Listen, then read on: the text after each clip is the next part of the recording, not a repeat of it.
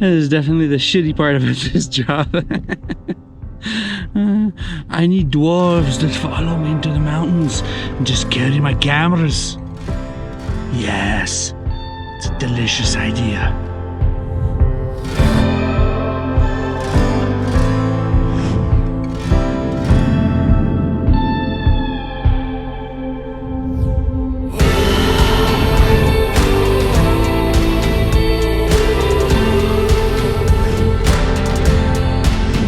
So we are June 11th today, so 2 months later you can officially say that spring has arrived in the mountains in June, because that's when you start getting some water flow. Almost exactly 2 months ago, I was walking down this river and there was no water in here at all, getting ready to go up the Syncline Ridge.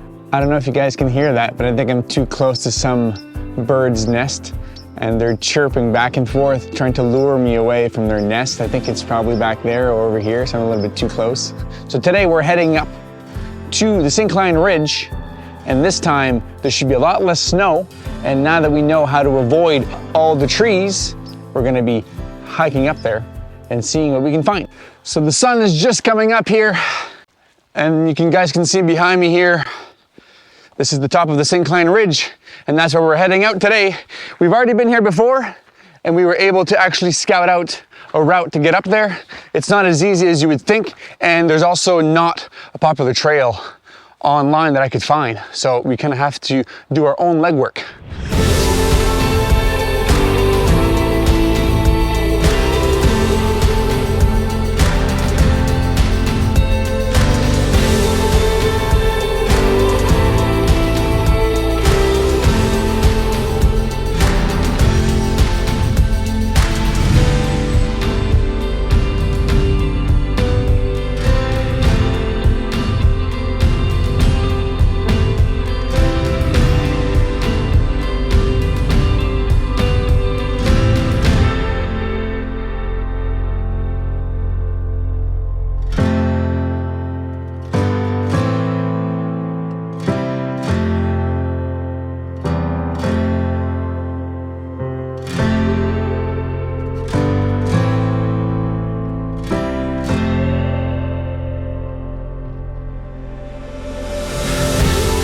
We finally get on top of this kind of natural little rib here, and this is where you know you're on the right path. It's quite steep because there's like a little creek in behind here that kind of veers over, so it carves the side of the mountain here naturally, mainly from all the water flow. And you can see that opening in there. That is the beginning of the Hidden Valley Trail.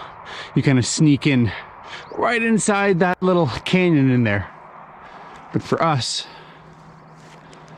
we're going right up there, and I'm gonna try to veer my path as fast as possible outside the tree line, because there's a lot of deadfall here, because this is remnants of an old burnt forest.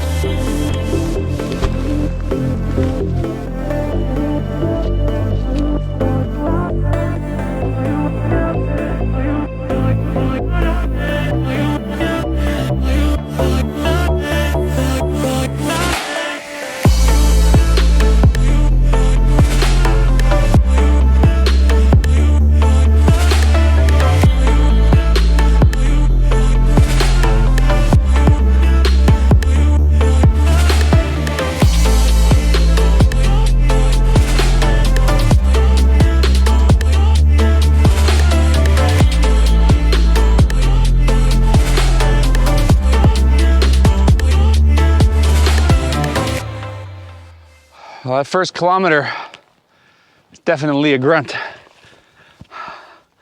We got like 175 meters of elevation gain just in the first K. You can see where I parked my vehicle kind of down in this little open spot here. You can't see my vehicle, but you can also see the parking lot for the Hidden Valley Trail right in there. And that little brown box that's in there, that's actually a restroom. So if you really need to go when you come back from the trail, that's your closest spot.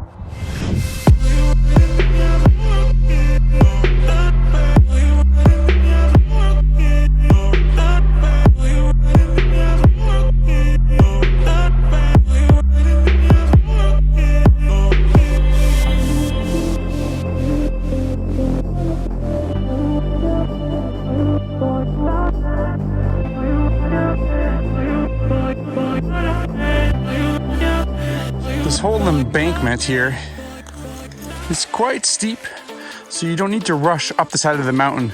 You can escalate your climb up the side here, you know, over the span of like, you know, 1 kilometer or so. I did it in mine a little bit too quickly, but I wanted to show you guys here. There's two kind of like crevasses here. There's one that's up there, and that creates a little bit of a rocky creek down over there.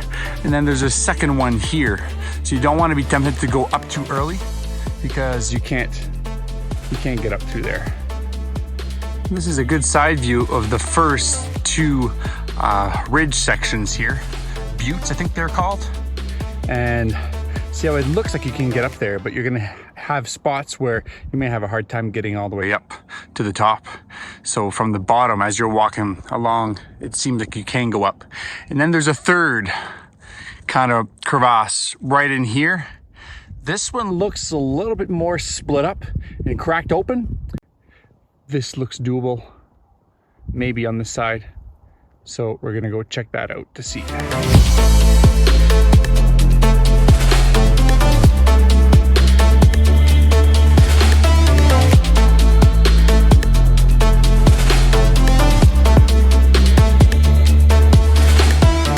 Sometimes it's better to stick to your original plan. But it's a dead end. Dead end up the third crevasse. That's shitty, eh? Not climbing that today.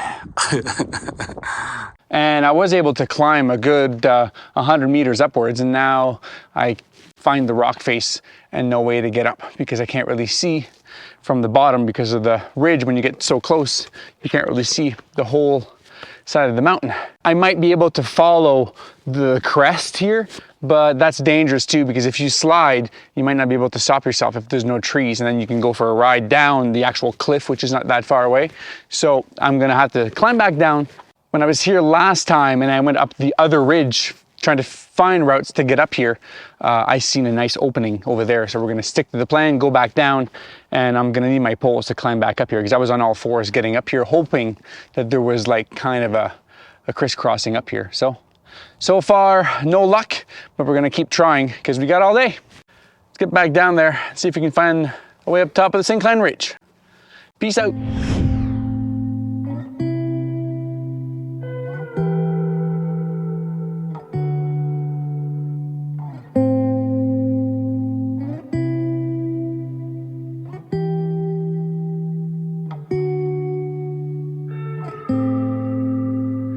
Here's a perfect example here of where the sheep and goats all come across here and make a very nice path.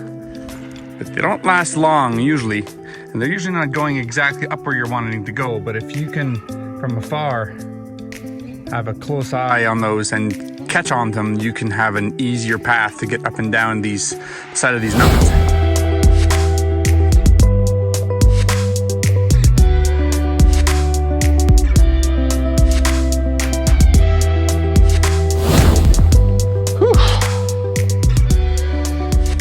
Starting to warm up. My initial thought is that you don't even need to climb up on this ridge. So you can follow the low ground. You go as low as you can to avoid all the trees that are down there. And then once you reach the fourth, basically like creek rib that comes down, and you see this big rock facing behind me here, this is where you would start to climb up, because I was able to cross over here pretty easily, but there's a bunch of trees in here. You want to avoid that stuff because it's brutal. It's really brutal to try to travel through that. Just crossing that, going down and coming back up there, the amount of trees that are there, they could be stacked and layered, and these trees could be 3-4 feet off the ground, making it near impossible to cross.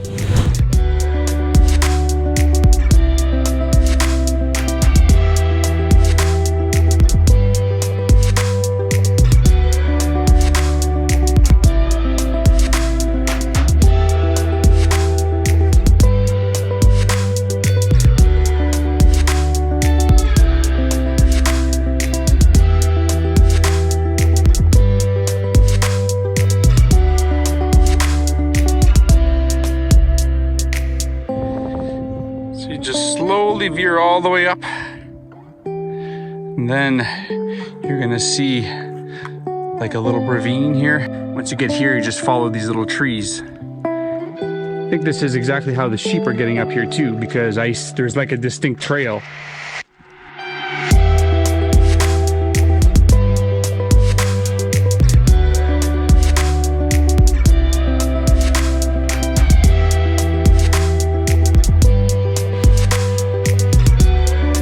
Three and a half hours, 3.2 kilometers, and about 500 meters of elevation gain here. If you disregard the little hiccup where I went up and had to come back down. Oh, before I go show you this, what do you guys think of that? Yeah.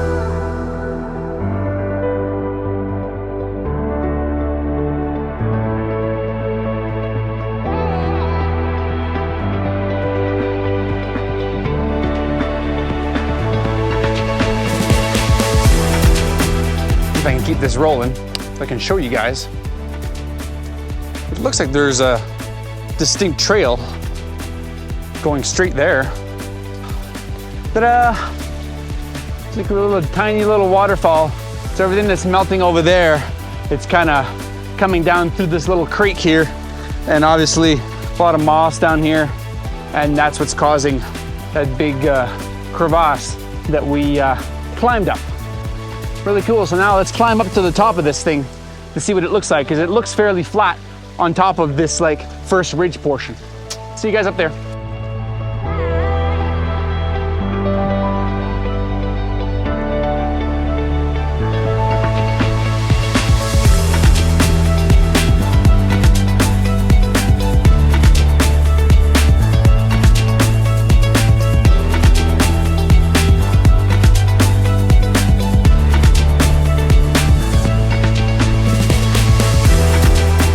This is a bit reminiscent of last weekend when I poorly decided to bushwhack through a burnt forest. And now this area here, even though it's really high elevation, also got burnt. So you can kind of zigzag around, and then you have the gorgeous view here of the last rock face of the Syncline Ridge. Gorgeous, eh? So we're gonna try to scurry on up over here. You can't really see very well, but we can get up there. This is definitely a grunt. I'm not gonna lie to you if I didn't say that I thought about turning around multiple times. You're kind of grinding upwards, upwards, upwards, upwards the whole way. The whole way. There's no place where it's flat. There's maybe one little spot where the trees were down, but it's 45 to 65 degrees upwards the whole way. So we're just on this ridge here, so it's a good thing that we followed the top portion of the ridge. And if you see behind me there, way that I can just squeeze through there, just in between the tree lines and the ridge, and then I can follow just the path and the scree slide all the way up to the top. I was planning on going way further today, so I'm pretty exhausted, but once I get up there, I'll take a break. It's good to take a long break if you can at the top. Just kind of relax a little bit. So when you come back down, you're not all like wobbly kneed and all these things, right? So, all right, so let's get to the top of this, guys. Peace out.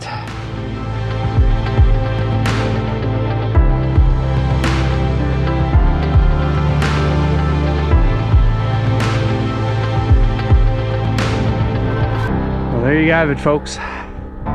This is the top of the Syncline Ridge. I'm exhausted. I am completely drained. But I just came here for the other view of the Miette. Look at that. That's the side view.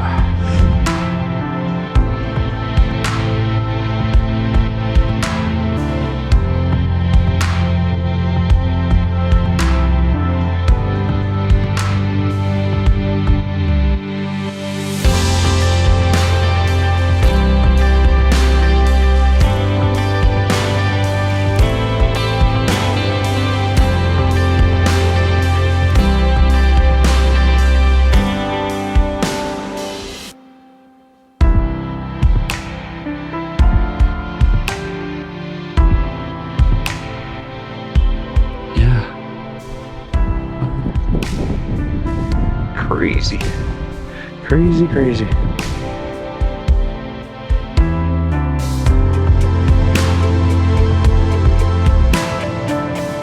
And this was where I had my lunch, which good place to have a lunch on a Saturday. And you can see the wonderful Athabasca River down at the bottom of this huge valley here. That over there is the Miette. You look at the Miette and it just looks like a pointy thing, but no, it's a really long ridge. And I think the Syncline Ridge kind of hides most of its shape.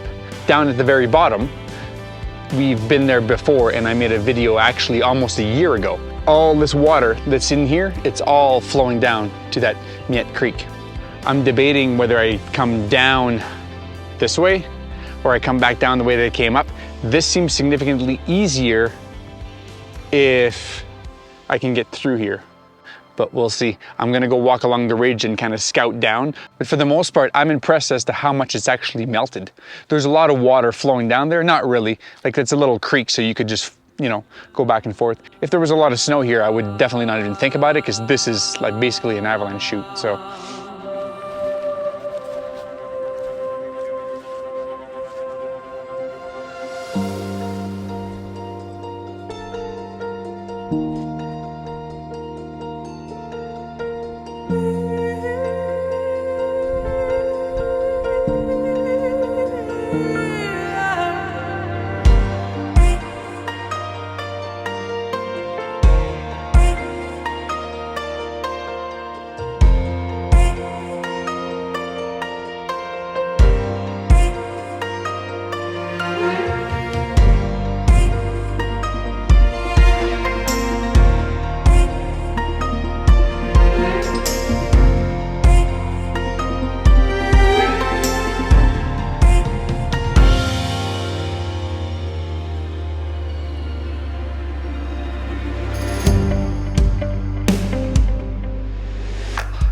I thought that the peak for the Syncline Ridge was down there, but this is actually a full like 80 meters taller, I think, by the looks of it, because I'm on the top now of the actual Syncline Ridge, and it's over 2,000 meters. The higher you go, the crazier this valley here turns out, and the crazier the actual Jacques Range. And behind me, it looks amazingly beautiful up here. Miette behind me and its whole ridge at the back. So I'm gonna show you a better view of this whole area here. I'm gonna try to paste it 360. I'm gonna show you guys that right now.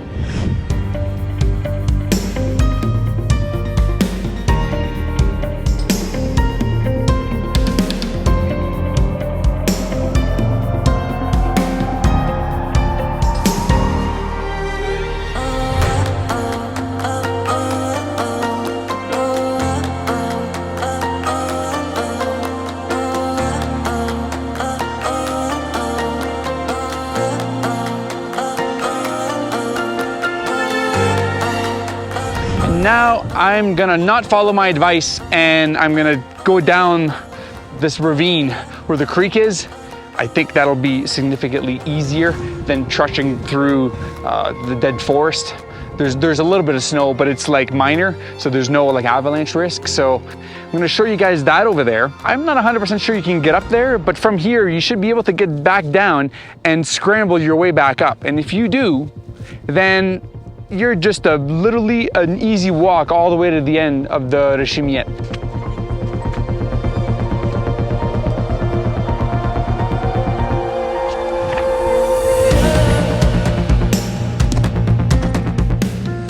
No turning back now.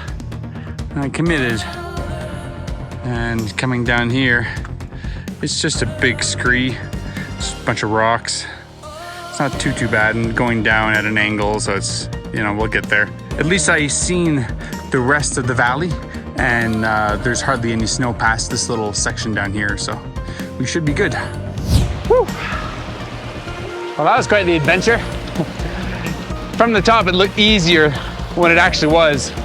I had to do a little detour around this little cliff thing, so now it should be fairly easy, because now I just got to follow this creek all the way down. It'll be easier to walk through a creek that's open instead of walking through a dead forest with deadfall. We're gonna head down there and see if we can find a way out of here.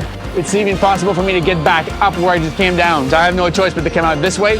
But on the topography, it's a nice, smooth decrease in elevation gain. So we should be good. Let's head back on the hiking trail, guys.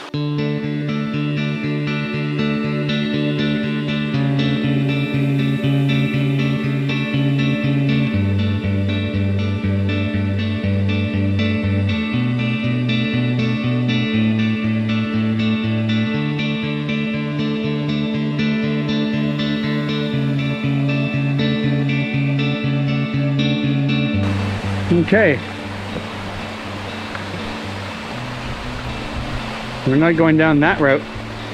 It's insane.